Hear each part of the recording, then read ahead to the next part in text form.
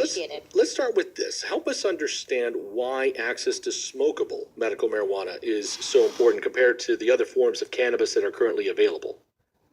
The reality is that every patient is different. Just like when you go to your doctor and you get a certain percentage of milligrams for a prescription, sometimes you have to go through two different types of cholesterol medicines to get it right. Same thing happens with medical marijuana. Every patient is different. Every person responds to medical treatments different.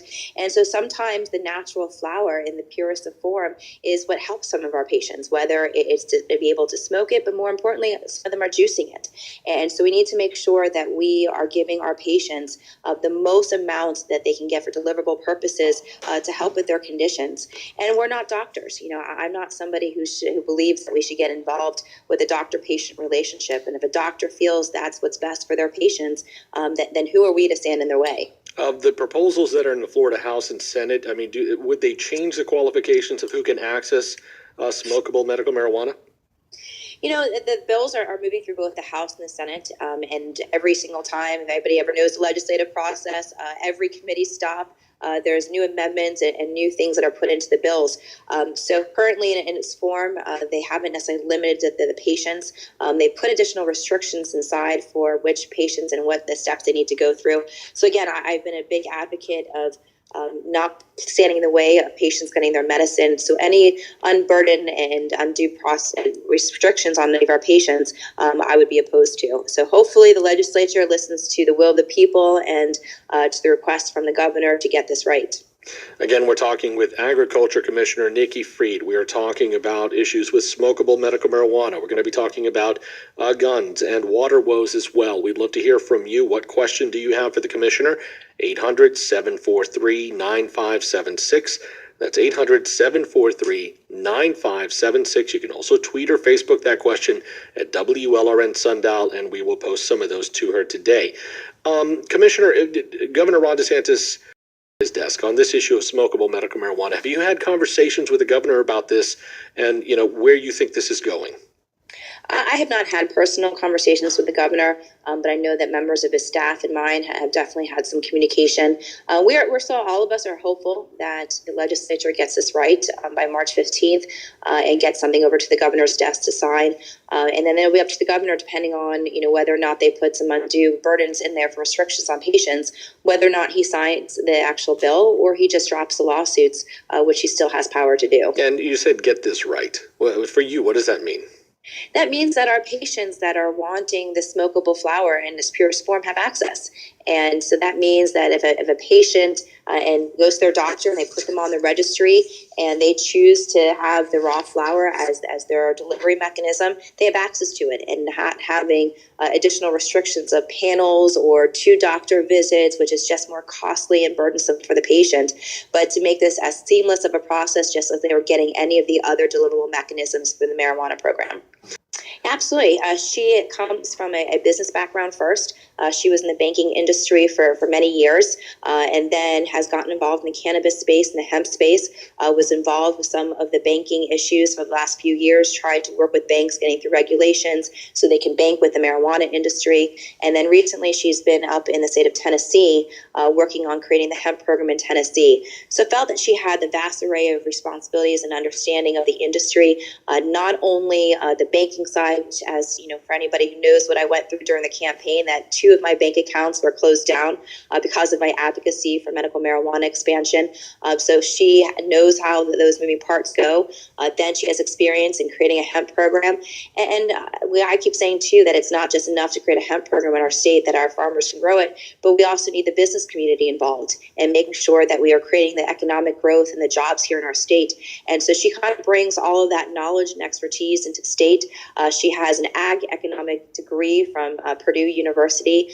She grew up on a farm, so she understands the farming and ag side of this, and is going to be someone who's going to spearhead and be a champion for the people. And a couple of things that you hit there. Let's start with the banking aspect. Isn't this going to have to be on a federal level that would allow banks to do business with in this industry, because that's really kind of the difficult part. This industry has to work on cash because banks won't touch it.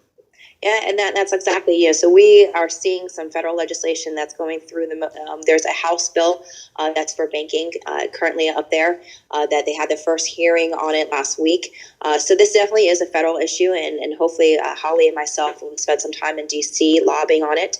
But it also, we have our state chartered banks, and so there's an opportunity here in our state speaking to members of the cabinet, and we're going to be having a new director of the financial regulations, and a lot of this is going to go into their regulations and the way that they oversee our state charter banks. And so hopefully we can also start to loosen up some of those regulations and in our Constitution. And let's be frank, the voters voted for it, put it in the Constitution, and so it's up to us to defend the Constitution.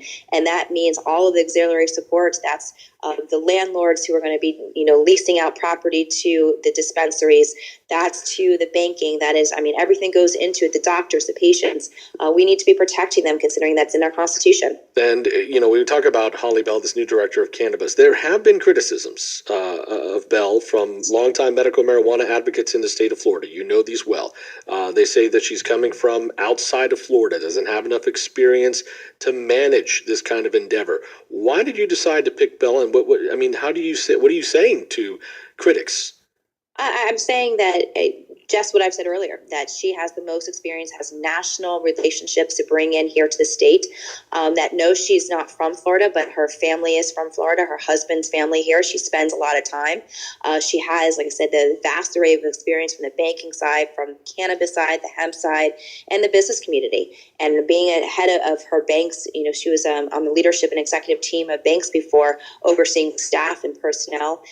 So she is highly qualified and somebody that I have complete confidence is going to come in with the right approach and the right acclimate to make sure that we are truly the national and international leaders in hemp, the gold standard as we kind of move through this process. And already she's been in here 2 weeks. She's won over most of those activists who have met her and talked to her and have realized that the choice that I made was the right choice for the state of Florida. All right, I'm in Miami. Thank you so much for waiting.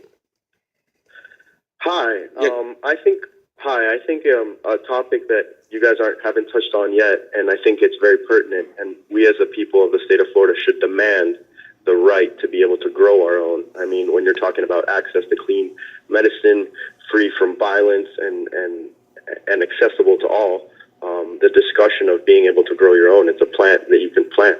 The first time the amendment didn't pass was because of Big Pharma. So I think we need to wisen up and push as many buttons as we can and try to make that happen. So I look forward to hearing your comments on that question. All right, thank you so much for the call. Help us understand, Commissioner, what's going to change also, or what might change on how many different groups can grow it, who's going to be able to grow it?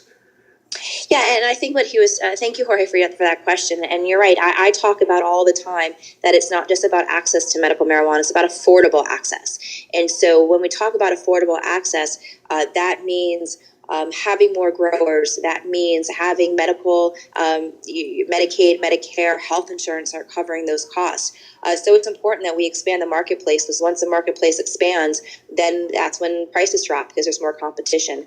So currently we have 14 license holders. I have also called for, right now we're vertically integrated, which means that these 14 license holders are the only ones who are allowed to grow, manufacture, dispense. And I've called for us to start looking into whether or not that's the right approach, because I do believe that a lot of our small local farmers, our small local businesses, our minorities have been excluded from the program. And that is unacceptable. And so we really need to be focusing on how to get more people into the industry, how to make sure that we're reducing the costs for these products, and making sure that, as we go through this and on the home grow, that is in the court system. I know that there has been, I think it's on the appellate side at this point too. So Governor DeSantis does have that option to drop that case as well. I believe there's oral arguments that were presented last week. But again, it goes back to the access and affordable access, and more growers, more people involved only makes it a better product that's for everybody. Let's go back to the phones. I want to go to John in West Palm Beach, who's been waiting. John, welcome to the program. Hi.